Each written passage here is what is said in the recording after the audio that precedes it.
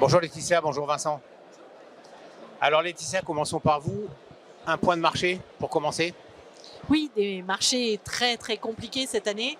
Tout cela vient évidemment d'un changement d'environnement global avec cette accélération de l'inflation, inflation évidemment entretenue par la crise de l'énergie, beaucoup plus sensible en Europe, mais une hausse des prix de l'énergie qui s'est également sentie aux États-Unis avec une transmission graduelle de cette inflation d'abord énergie puis alimentaire à l'ensemble de la chaîne de valeur américaine.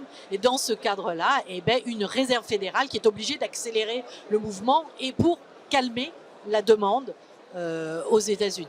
Donc on a cette inquiétude, c'est qu'on ne voit pas finalement la fin de ce mouvement de resserrement monétaire, puisqu'on a une réserve fédérale américaine qui a annoncé qu'elle était data dépendante. Ça veut dire qu'elle va regarder chaque chiffre à chaque réunion et qu'elle décidera à ce moment-là de ce qu'elle fait pour cette réunion-là.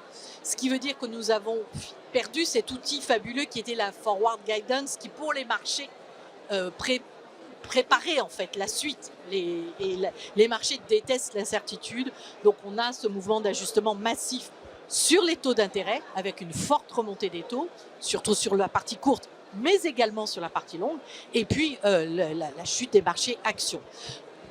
Assez forte, très forte même aux États-Unis, mais il nous semble que le risque de récession aux États-Unis est un peu moins fort que ce que l'on peut anticiper pour la zone euro.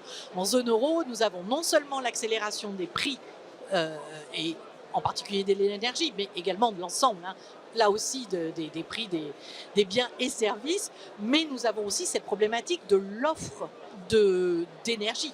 Si vous avez des coupures d'énergie, vous aurez une offre réduite et donc une croissance en baisse, en restriction, ce qui veut dire que nous avons non seulement une récession qui viendrait des prix, mais des volumes.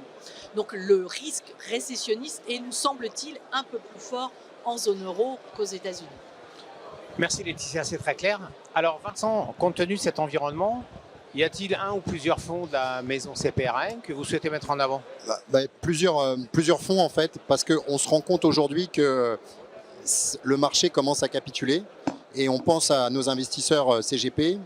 Et à ce moment-là, il faut penser à des actifs qui ont été pas mal chahutés. Alors on a plusieurs idées. La première, c'est CPR Croissance Dynamique, un fonds qui est éligible au PEA, qui a 57% de son exposition action aux États-Unis, donc avec une belle protection et surtout dollar, qui quand même va nous aider. Alors ce fonds-là, en plus, il a eu la bonne idée d'être le meilleur sur sa catégorie depuis 10 ans. Et donc on est ravis de pouvoir en assurer la promotion. Il est éligible au PEA. Donc ça, c'est une première solution. Une autre solution, c'est le fonds First Eagle Amundi International Fund, que tous nos partenaires connaissent parce qu'il est tout en haut des classements de P24 notamment. Et donc en fait, on est clairement ravis de l'avoir commercialisé pendant de longues années. L'effet dollar l'a énormément aidé. Il faut toujours rappeler que dans un contrat d'assurance vie, avoir du dollar, c'est une très très très bonne chose. Ça permet justement de s'exposer à la devise la plus importante au monde.